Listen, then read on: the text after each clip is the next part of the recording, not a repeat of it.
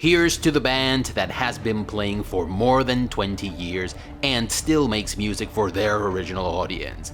Here's to the food joint that never stopped making the one dish that originally made people fall in love with them. Here's to the video game developers who have never stopped caring about those who first praised their ideas, even when they were lowly nobodies in the sea of digital entertainment. Nobody said it was easy, nobody said it was quick, and nobody said success was guaranteed.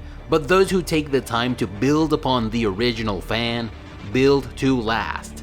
Now, when it comes to reigniting the passion for a beloved old IP, the original fan isn't as quick as an aggressive marketing campaign, and it doesn't cover as much ground initially. And because of this, it may not grant the IP owner the early bombastic financial victory that a multi-million-dollar marketing effort that seeks to bring new fans to the IP would. But give the original fans time, and as an IP owner, you will see your efforts rewarded. If your intellectual property became iconic and continues to be so after 10, 20, or 30 years, it's because the original fans made it happen. I understand that we are no longer the most attractive target audience, even when we are at our sexiest. Entertainment is no longer our main concern, so we don't spend as much time on it. Ain't nobody got time for that! We have families, jobs, and responsibilities. I do got a PhD. But you are making a big mistake by grabbing our beloved IPs and changing everything we loved about them, including their main characters and fundamental premises, so that they accommodate to what you have been told is what modern audiences want. And it's a big mistake because slowly but surely, we are going to end up losing all interest in your intellectual properties, and you are going to end up losing willing, enthusiastic advocates for your brand. See, targeting the fourth or fifth circle of fans, or worst yet, non-fans, might sound like a great plan in principle, and it may even be so for a while, because the further the circle is from your core audience, the more people it's going to have. But in doing so, you're setting yourself up to failure by condemning yourself to Sisyphus's punishment every time you put out a new film, game, or TV show. Because the circle of OG fans will always give the newest game of their favorite IP a shot, even if the previous entry came out decades ago, because they have been eagerly waiting for a new entry for decades. But these third, fourth, fifth circle of fans, and more so the non-fans, are going to move to something else the minute they see the credits roll. They may like it, they may fanboy over it for a few months, but sooner rather than later they will move on to the next hot thing, leaving you with the task of pushing the boulder from the ground up with your expensive marketing efforts every time you put out a new entry. And see, the OG circle of fans may be the most passionate about your IP, but they are passionate about it because they found the IP's characters relatable and their stories spoke to them on a deeper level. If you retcon these beloved characters until only their outfits and names remain, if you repurpose their narratives and themes to address the current social topic that you or the people who work for you deem to be important, or to school us about the ins and outs of the new world, most of these fans are going to grow tired after one or two films or games, and in the long run, you will have sacrificed the most valuable intangible asset of your brand, the fan. So my advice is, dear IP owner, never forget about the OG fan of an old property. Keep that guy or gal happy, and he will make or keep your intellectual property timeless. And if you are sitting at the wheel of an old IP for the first time, or if you have been tasked with the next reimagining, and you need a few cues on how to do that, then you've come to the right place, because I have a list of the 10 best love letters to fans of the original IPs. And as custom dictates in the old entertainment, We have rules, you know. so these are the rules. First, no stacking. Some IPs have gotten more than one love letter. For those cases, we're going to be choosing the best of the lot. Second, the more daring the game is, the more it departs from its original mechanics while still managing to stay true to the IP, the more points it's gonna get. Third, remakes, sequels, prequels, everything's fair game as long as it's a game. Fourth, this is a personal list, and if you don't like it, you can... Family, family, family. So without further ado, here's our list. 10. Hitman 2. Hitman Blood Money grabbed the player-centered approach to gameplay of Deus Ex and took it to the next level. It not only gave the player complete freedom over how to go on about the game's challenges, but it also threw in mechanics that served to let the player know that the way in which he or she handled things mattered. And the result was quite simply the king of emergent gameplay amongst non-RPG games. A great moment. I cherish the memory to this day. Unfortunately, the IP decided to take a long break for almost 10 years from this brand of awesomeness. During this prolonged hiatus, the only game in the series to come out was Hitman Absolution, which didn't provide the OG fans with a player-driven experience they so desperately craved for almost 6 years. And just when we thought it was time to bid this IP goodbye and look for something else, a game titled simply Hitman was released in the year 2016. And much to everyone's surprise, it reignited the flame of the franchise, ticking all the right boxes and throwing in a surprisingly engaging spy thriller. But Hitman 2, which came out in the year 2018, was the definitive pile driver for the IP. It included all the missions from its predecessor, it took emergent gameplay to the next level with huge locations, dozens of NPCs, thrilling side missions, and a satisfying conclusion to the story that started in the previous game. The guys at Outside Xbox used to make a recollection of their most memorable gaming moments of the year, and they played Hitman 2 so much that they had to do a separate video for this game alone. This is one of the only 2 games since Hitman Blood Money that has made me voluntarily replay a mission that I had already completed just to try out different things. And that right there is what you want from a Hitman game. That's what we've always wanted, and that's what we'll always ever want from this IP. 9. Teenage Mutant Ninja Turtles: Shredder's Revenge. Teenage Mutant Ninja Turtles are 4 words that just don't make any sense together, and yet they've made animated series with several seasons, many live-action films, and several video games out of this goofy-ass concept. The animated series that came out in the mid to late 80s wasn't my favorite, but it kinda worked. It leaned heavily on levity and humor, it had quirky characters, it had... who am I kidding? We all know why we watched that show. It had one of the first animated chicks we all fantasized about. I'm talking about Irma, of course. And yeah, April was hot. The live-action films that followed shortly after sucked big time despite, well, pretty much nailing the story and the characters. Even if they kind of fucked up the casting for some of the most important characters, because April was supposed to be hot. But it was when the Teenage Mutant Ninja Turtles video games came out that I said, "You had my curiosity, but now you have my attention." When the NES game was released, it quickly became all the talk amongst my friends because it featured top-down sections mixed in with your typical side-scrolling experience. And unlike other games in the ballpark like Bad Dudes, in this game the characters actually had different strengths and weaknesses. Not long after that, a series of Ninja Turtle games were released for several platforms, but Teenage Mutant Ninja Turtles 4: Turtles in Time for the Super Nintendo would rise head and shoulders above all the others, and it would go on to become one of the most iconic and celebrated games of its generation. Turtles in Time was an amazing brawler. It pretty much beat the ever-living shit out of every other game in the ballpark. Final Fight, Streets of Rage, none of these had a thing on Turtles in Time. And it was of course a blast to play with your friends.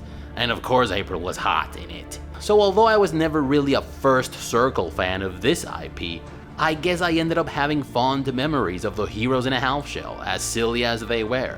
Now, the way I see it, anyone interested in bringing back this IP, at least in video game form, needed to do one thing and one thing only: bring back the experience of Teenage Mutant Ninja Turtles 4: Turtles in Time. And Tribute Games did just that. They replicated the experience to the absolute T. In fact, they not only brought back the experience, they almost made it look like it was made in the mid-90s. If the games in the mid-90s had the user experience, the weighty combat, the resolution, and the detailed animations that we got with Shredder's Revenge. This is what these guys gave us in the year 2022. So I ask you, devs, What are you, a bunch of sissies? is this so hard to do? Cause this is how you do it. You bring back the OG characters as they were, no need to change anything. You bring back the gameplay we enjoyed the most, and you add some modern day spit and polish to the UX, the performance, and some of the production values, and maybe throw in a few online options that actually add value. That's it. If this game is not one spot higher up on the list, it's because of two reasons. The game was a little too short for the price, and April O'Neil had to be as hot as she was in the cartoon, I'm sorry. She did have a cute little butt when she was fighting, I'll give you that. 8. Streets of Rage 4. Another brawler that makes this list, another love letter to the original IP. The way I see it, love letters to the original games of an IP aren't really to the original games. They are love letters to the original fans. Streets of Rage came out originally for the Sega Genesis in 1991. Streets of Rage 4 came out in the year 2020, and it brought back the feeling of the classic street brawler better than the OG games. And therein lies the magic of a game that pays proper tribute to the classics. See, if you pick up the original Streets of Rage or Final Fight, chances are you're going to feel like it's not as good as you remember it. And that's where Streets of Rage 4 succeeds. It delivers an experience that is just as good as you remember it, which is to say, with the original feel, but with updated user experience, mechanics, and graphics. Streets of Rage 4 feels like a game that was made in the 90s, that draws inspiration from the 80s, and plays as smoothly as a 2020 title. The only thing that's holding this one from being higher up on the list is the questionable appearance of some of the new characters. But that aside, this is a proper tribute to the classic brawler, and damn, Blaze is hot. 7. Ninja Gaiden. The original Ninja Gaiden was one of the best games for the NES system. It was quick-paced, it was hard as hell, and it was the only action side-scroller that I knew of that told a story through cutscenes. It was well ahead of the competition back in the day, and it was not for people who didn't like their thumb-eye coordination challenged. The second entry in the series was significantly easier, but it added the ridiculously awesome clone feature and the ability to just climb walls all the way up or down. The third entry went back to being excruciatingly difficult. It added clinging mechanics and a new vertical attack special skill to make the most out of said verticality. But when it comes to Ninja Gaiden, It's all in the reflexes. being a huge fan of the original Ninja Gaiden games, when I learned there was a new Ninja Gaiden game, I was excited, but also very fucking pissed because it was an Xbox exclusive. But this was what the original game looked like. And this was what the new game was going to look like. So of course I said, Shut up and take my money! and went to my local video game rental joint in Getafe and rented both the game and the fucking console. And holy shit, talk about getting more than you bargained for. Back in the day, I thought the original Ninja Gaiden was the best non-Sierra video game that had ever been made.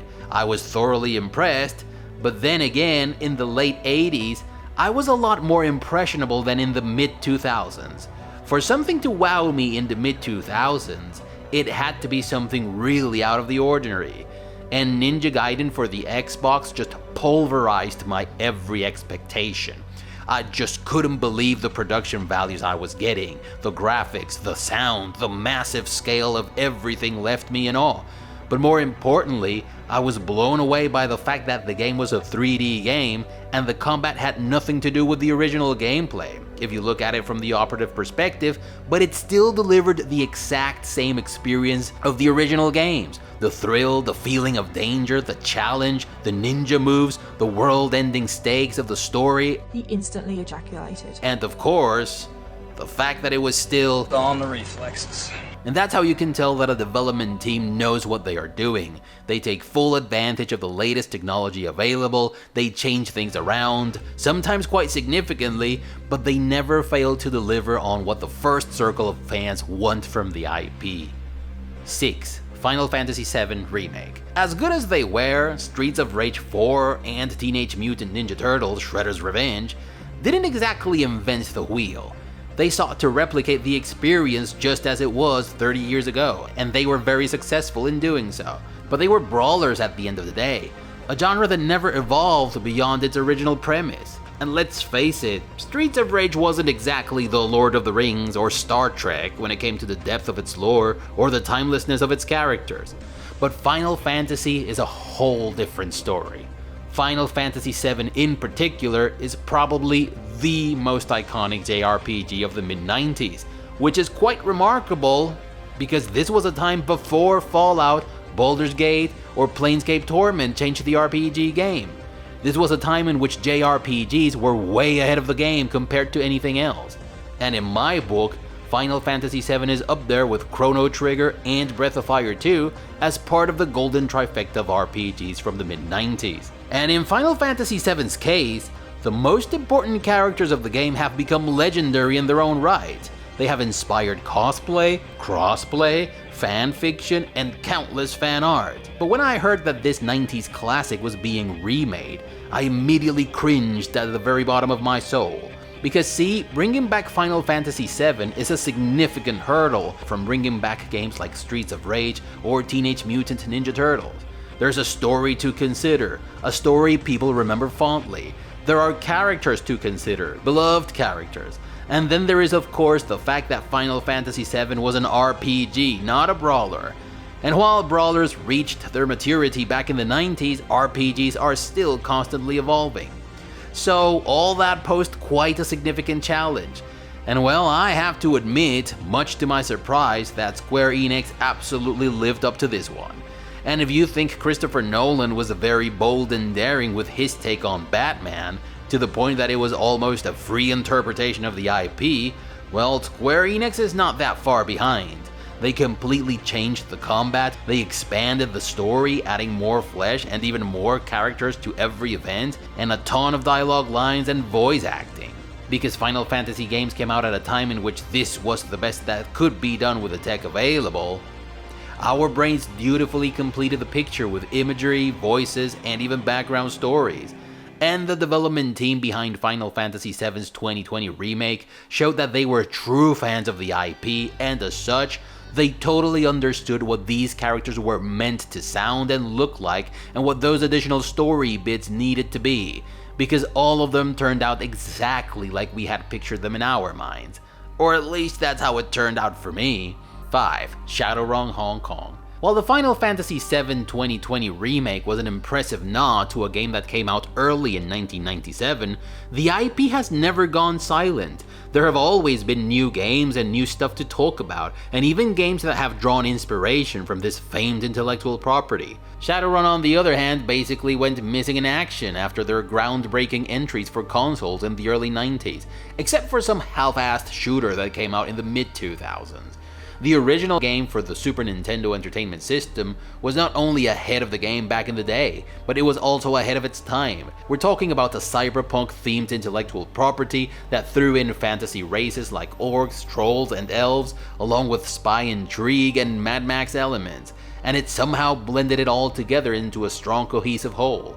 The Shadowrun Return series, that started in the year 2012, was meant to bring back this classic masterpiece in all its glory. Unfortunately, the first game in the Return series wasn't very good. In fact, it was seriously lacking in most respects. But those who gave the series a second chance were treated to one of the best RPGs in the 2010 decade. Shadowrun Hong Kong not only nails the cyberpunk look, feel, and theme from the original game, it also ticks every important box in the genre. Good character creation, solid gameplay, an absolutely phenomenal story, which is also one of my favorites from the last 20 years, and some of the best companions in the realm of RPGs. It also has a phenomenal soundtrack and one of the best final stretches that I've seen in the last 10 years. As a fan of the original game, I felt like this game was made for me in every respect. So hats off to Harebrained Schemes for giving us this wonderful title. 4. Leisure Suit Larry, Wet Dreams Don't Dry. Impossibly, illogically, humbly, charmingly, life-affirmingly, gloriously. In 2016, Leicester City are the champions of England. If you had told me that Leicester City, of all teams, was going to win the Premier League under Claudio Ranieri, of all people, back in the year 2016, I would have laughed at you and I would have bet everything I had against you. And still, I think the odds of that happening were greater than a Leisure Suit Larry game made in the year 2018 by a German studio turning out to be any good. And well, both of these things happened, I tell you.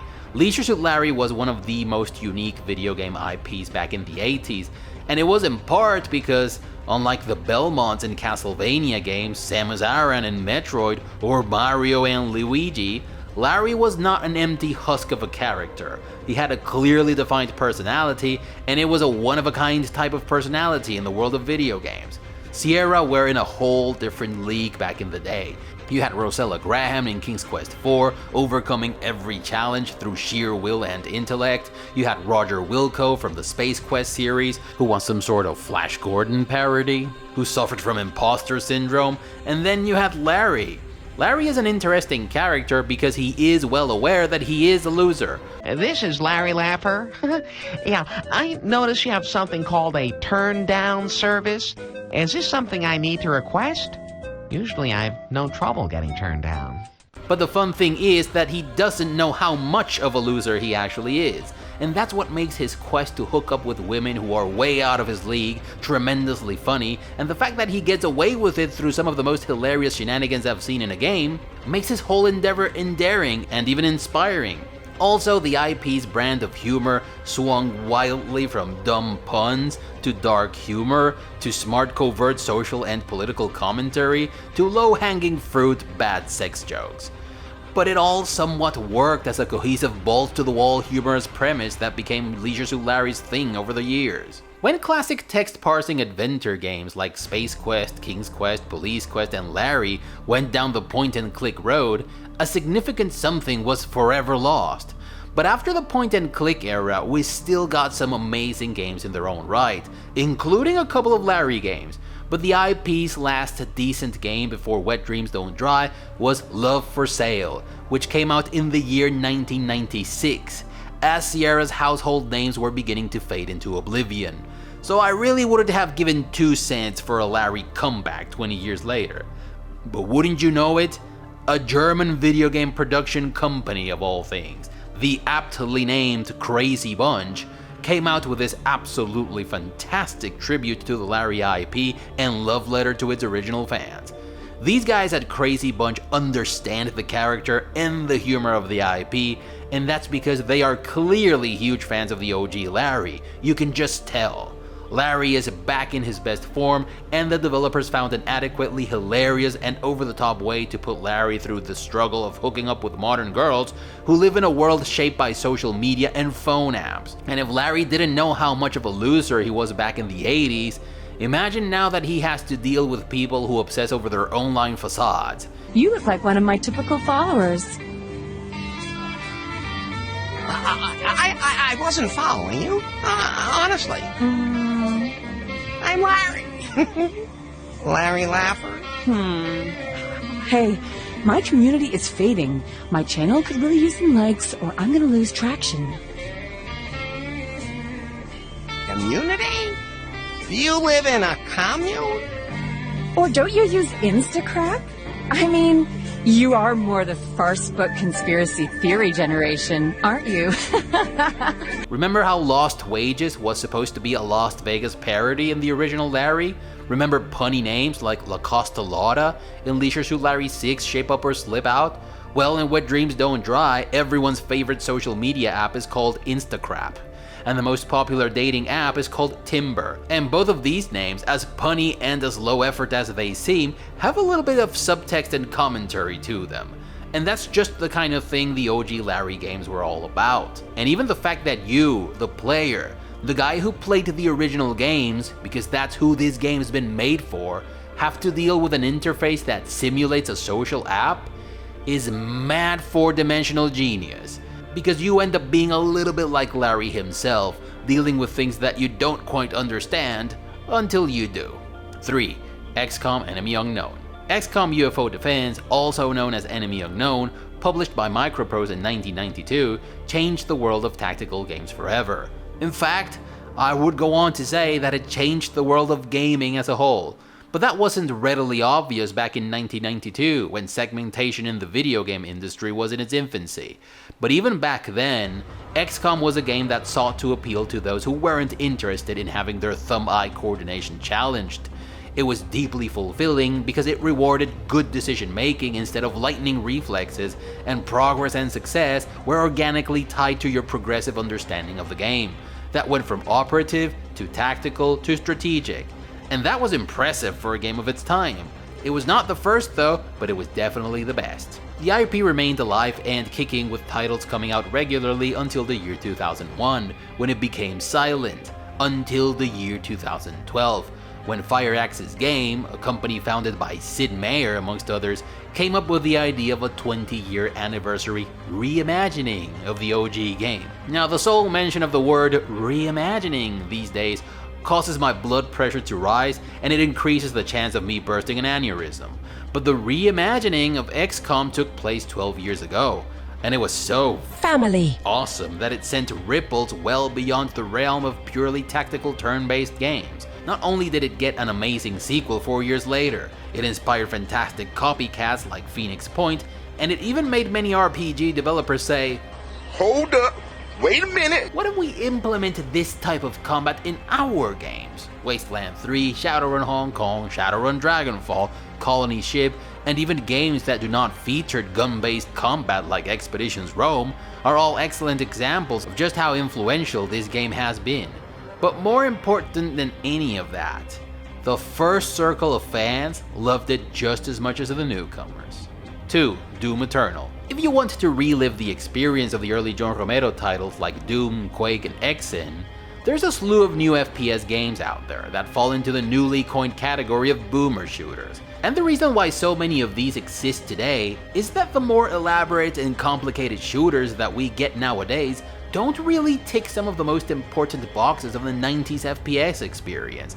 They are either too slow or too filled with dense cinematics, and most of them funnel the player into a railroady run and gun experience instead of the classic figure it out yourself gameplay of the John Romero days. And that's why I can see old farts who used to be huge fans of the genre having a heck of a lot more fun with games like Turbo Overkill, Bolt Gun, Forgive Me Father, and Forgive Me Father 2, this one's particularly awesome, than with any of the many AAA FPS games we get these days, especially because many of them are overpriced. Family. There is, however, one very bright and shiny exception, and that is Doom Eternal, no less. Doom Eternal is the quintessential love letter to the OG fan. This is exactly what Doom would have been like if it had come out in the year 2020.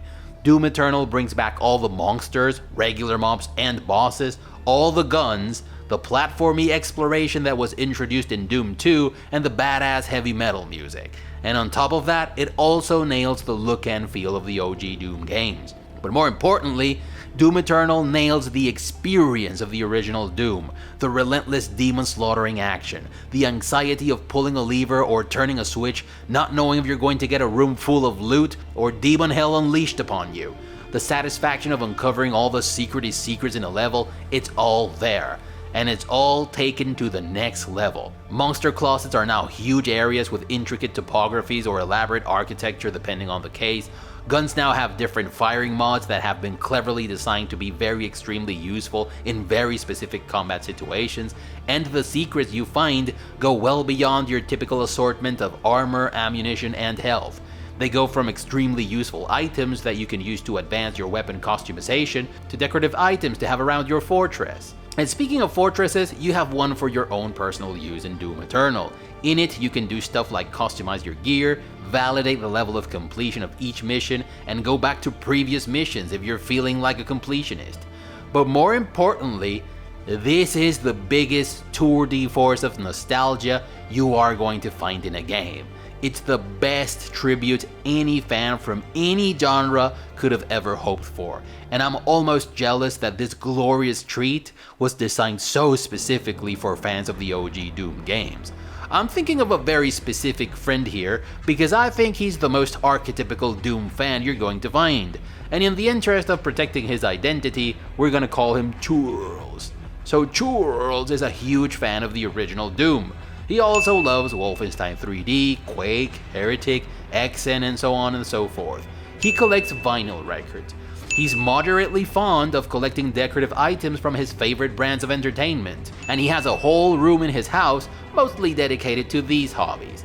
Well, in Doom Eternal, over the course of the game, you collect vinyl records of all things. This is one of the types of secrets that are hidden away within the game's levels, and these vinyl records contain the most iconic tracks from every classic id Software game, from Bobby Prince to 9 Inch Nails to everything in between. You can hang the cover of these vinyl records on the walls of your fortress as decoration, and you can also use them to change the soundtrack of your stronghold. You also have a personal office that works like a hobby room in which you can have all the plushies that you find throughout the game on display. And yes, Doom plushies are another thing that you can collect in this game.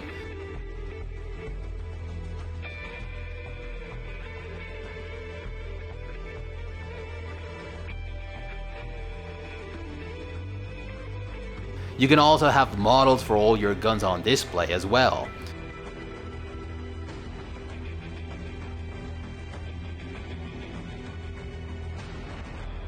But wait, there is more!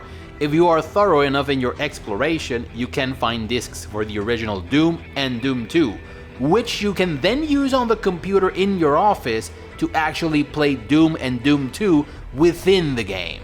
He instantly ejaculated. You really have to give extra credit and props to id Software for having the concrete balls to deliver this unadulterated love letter to the fans with a AAA game published by Bethesda in the year 2020, a time that will not go down in history for its faithful sequels, adaptations, and remakes. 1. Fallout New Vegas. The original Fallout turned the RPG world on its ear in 1997. We're talking about a game that still has the most up-to-date fans of the genre making videos about it more than 25 years later. We're talking about a game that made this happen. Before Fallout shipped, about 6 months, people in QA started coming in evenings and weekends on their own time for free to play Fallout. Some of those QA people were turning down paid overtime on other projects, which then got me in trouble. I got called into the executive producer's office saying, hey, we can't get people to do overtime because they're playing Fallout on their own. But what was it that we found so enrapturing about Fallout? Was it the post-apocalyptic theme? Was it the game's immersive lore? Was it the music? The animations?